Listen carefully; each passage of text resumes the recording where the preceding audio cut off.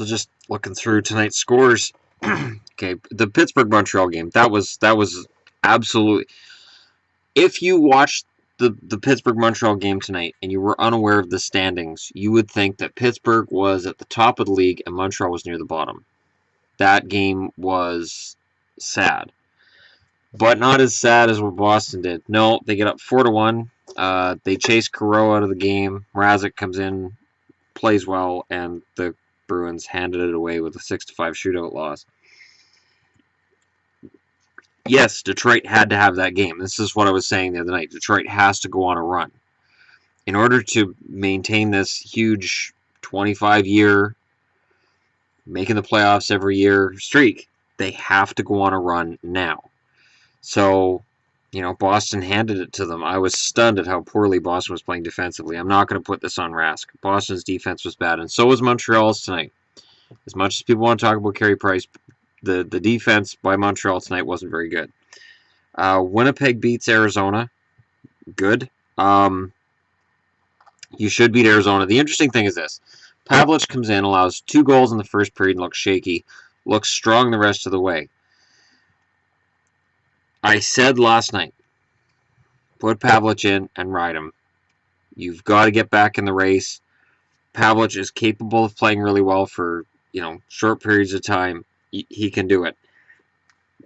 And all you need is to give the Winnipeg forwards some confidence. So they did both tonight. It's Arizona, so you have to take it with a grain of salt. This is a team that had only won 13 games out of 44. But it's a start. Florida just scored to tie the game. They're giving Scarbosa the goal, his first NHL goal, assisted by Marchessault and Ekblad. So it's 2-2 between Florida and Edmonton. And, this is an interesting game because Edmonton comes in with 3 wins in a row, and they're 24-22 if you don't count the overtime losses as anything but losses. And whereas Florida's 20-26. And Florida has to win these games. Florida has to win on this road trip. They have to win in Edmonton. They have to win in Vancouver. They have to get some momentum going because these 3-point games that are going on between other teams in the East, it's, as I said, this is what kills the ability of teams that are behind to catch up. But Boston losing that game tonight against Detroit, that's just, on so many levels, it hurts.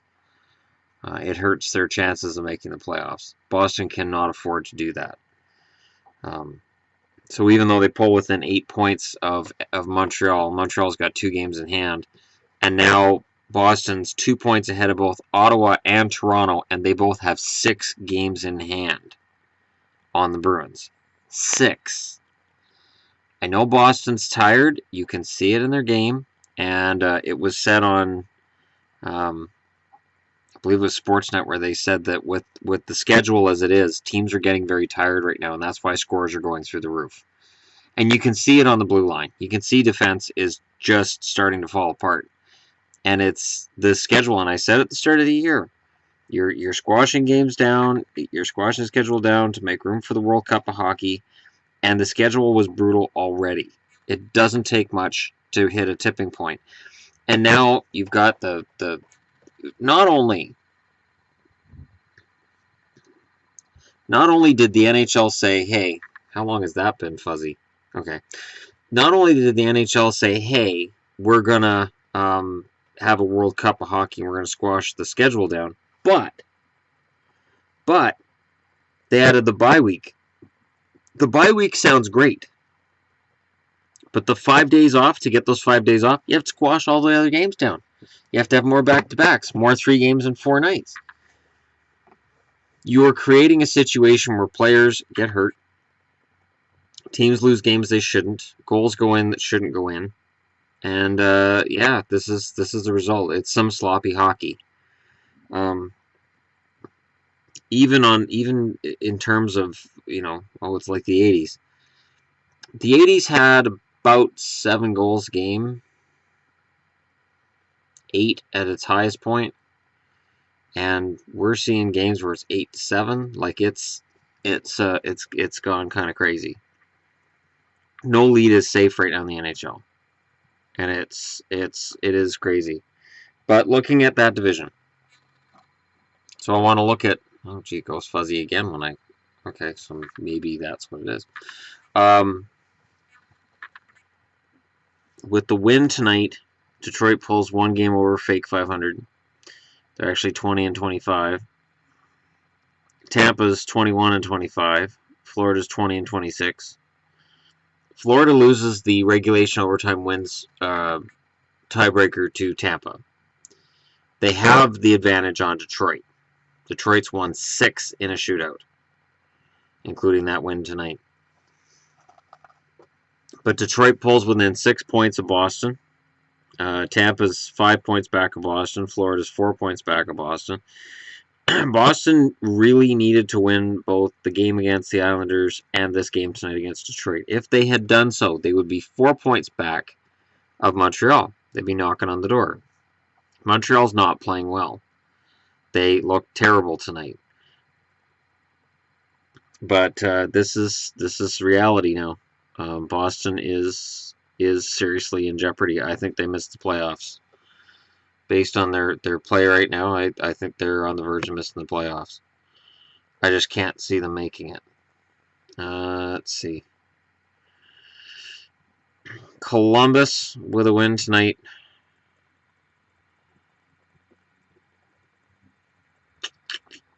Or a win last night. Sorry. Columbus with a win last night. Went back up to first in the division. They're tied with Washington in points, but they have one more win. They have the same number of regulation overtime wins, but Columbus has one more win overall. There we go. Pittsburgh is 3 points back. Man, that top 3 is really congested. That's going to be really rough from here on out. The Rangers, 57 points. And there's the Flyers. The Flyers are way back now. They're 11 points back of Pittsburgh. They're 7 points back of the Rangers. They're only 1 point ahead of the Hurricanes, and the Hurricanes have 2 games in hand. And the Flyers' goal differential is -16, so their blue line and their goaltending have kind of let them down here. And Carolina has been good. I mean, I know they weren't good last night against Columbus, but they've been on a good run. I would take that game against Columbus and just shrug it off and move on. Jersey's been better lately. And I think the Islanders, with the coaching change to Doug Weight, that could make a big improvement for them. And obviously out west, Minnesota's the story. Chicago's the story as well. They're tied now with Minnesota, but Minnesota's 4 games in hand. That's brutal. So many games in hand. So weird to see this. You know, normally the difference is maybe 3 games, and now we're seeing 5, 6 game differences. Even with that win tonight, Winnipeg, 46 points. They're 1 point back in Nashville. Nashville's got 4 games in hand. Dallas is sitting at fake 500. They're not going anywhere. They're not making the playoffs. It's not going to happen. And Colorado's just languishing at the bottom with so many players just rotting there, and so much good young talent in Colorado. It's so sad. Anaheim is sitting in first. If Edmonton can somehow win this game against Florida tonight, they've got a shot at winning the division. I don't want to seem like I'm crazy, but that would put them within 2 points of Anaheim. So as much, and it's a funny thing because, you know, the Battle of Alberta and the Battle of Ontario are a real thing. And I miss both of them being important. So you've got Ottawa and Toronto, Calgary, Edmonton as potential first-round matchups. Potential. Or just potential matchups in the playoffs. Calgary is the young, fun team. Edmonton is kind of the sexy team with the superstar in Connor McDavid. Ottawa, young, fun team. Toronto, the sexy team with the rookie sensation in Austin Matthews. There are similarities between Edmonton and Toronto as there are similarities between Calgary and Ottawa. Both Calgary and Ottawa are teams that last year missed the playoffs. The year before made the playoffs. It has only been 1 year since Calgary made the playoffs, right? I believe. I don't think it's been 2. Either way, both of them are seen as kind of a Jekyll and Hyde teams, and the possession metrics weren't on Calgary's side when they made the playoffs, but they did, and they still made it to the second round because Vancouver couldn't knock them out. But it would be interesting to see how those series would match up, because the similarities between Edmonton and Toronto are there, and the similarities between Calgary and Ottawa are there. So, and it would be fun, again, to see that many Canadian teams in the playoffs. It would be great fun. I don't see Vancouver making it. I know TSN today, in their power rankings, had Vancouver in the top 10. They had them at number 10 because they've only lost 1 in regulation. But they've lost 3 in overtime or a shootout. Like, you can go, well, they're 6-1-3. I look and go, they're 6-4. So, I don't get ahead of myself and start falling over myself and go, oh, they're getting close. Because you don't lose those one goal games if you're close. You start turning them around and winning them. Because when I see 3 overtime losses, I see 3 points they gave somebody else. 3 points they can't afford to give somebody else. So, anyways, those are my thoughts on tonight's action and on the current standings. Let me know in the comments below where you think everybody's at. And this changes seemingly every night. It just seems like the momentum switch is there. The 1 up, 1 down, teams trading out, and nobody seems to be really pulling away. Like, you look at the divisions right now, Montreal's clearly the favorite to win that division. But both Toronto and Ottawa have 4 games in hand on Montreal, and they're 10 points back. I know it sounds insurmountable, but we've got half a season left. It's not insurmountable, especially if Montreal plays like they did tonight. Columbus, Washington, Pittsburgh, all fighting it out for first place in the Metro Division. Central is Chicago and Minnesota. They're fighting it out. St. Louis has 2 games in hand on Chicago. They're 10 points back, but Minnesota has games in hand on St. Louis. So I can't see St. Louis catching Minnesota. And as I stated about the Pacific, Edmonton is trying to get into this. And if Edmonton somehow, even for one day, was first in their division at this point in the season, I would think that would be the first time Edmonton had been first in their division that late in the season in a very, very long time. I don't know how long it's been. I don't have the stats on that in terms of lateness in the season, because it doesn't mean that they would finish the season there. Just I'm saying at this point in the season. But it's got to be. I know the 05-06 team that went to the final. I don't think they were in first place at all that year. They eked their way into the playoffs, and then they got on a hot streak. So it's before that, and it can happen. They're 6-3-1. They're in their last 10. Anaheim's been 7-1-2, which gives them 16 points. Edmonton 13 points. Same period in time. San Jose's had 11. Calgary's had 11. This is why when people say, "Oh, Vancouver's doing great," yeah, but the teams ahead of them keep winning too, so you gotta kind of take it with a grain of salt. But yeah, let me know in the comments what you think, and if you're just browsing through, go ahead and hit like and subscribe. Getting very close to 2,000 subscribers. We're up to, at my last check, I think it was 1873. Very excited about that. And I realized too that we passed the year of the like Canada was created in 1867, so we've passed that. I've thought about doing a special Canada video based on that. Let me know what you guys think in the comments below. This is fun stuff, and thanks for watching. I will definitely be back to talk to you guys again tomorrow. I did a video on my movies and TV channel today, because it exists and it should be up there, and because I've been rewatching Orphan Black, which is my favorite show on television. I've been going back and forth between that and Doctor Who, but it is my favorite show. Watching it again from the start reminds me that it's my favorite show. And trying to squeeze it in between hockey games is a challenge, but I try my best. Thank you very much for watching. I appreciate each and every one of you guys for watching. And for you guys who have generously donated on Patreon, and it can be as small as $1. Every dollar means something. Every dollar is important, and I take personal pride in providing you guys with the best I can give at this stage and at this point in time. One other thing before I go, I did hear back at work today. I will be assuming a job I used to do at work. I argued upstairs last week that I wanted a certain job. They gave it to me. It means a raise of $1.50 an hour. It means I keep the same start time, but my days off will change to Saturday and Sunday, which works better for things at home. And it means that Sunday I'll be able to just crank out some major video stuff for you guys.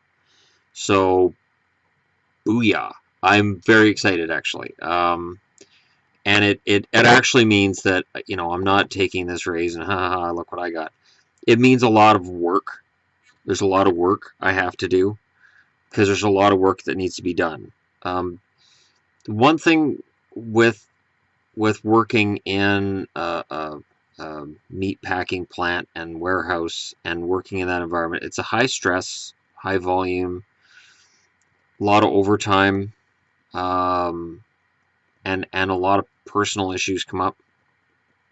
And I was kind of at a stage where I was like, okay, I'm going to do this or I'm going to leave. There's a lot of people who leave, and a lot of people have left who were long-time workers in the last couple of years. And you feel that. When you're losing that much experience, people who know how to do every job in the plant kind of thing, you miss it.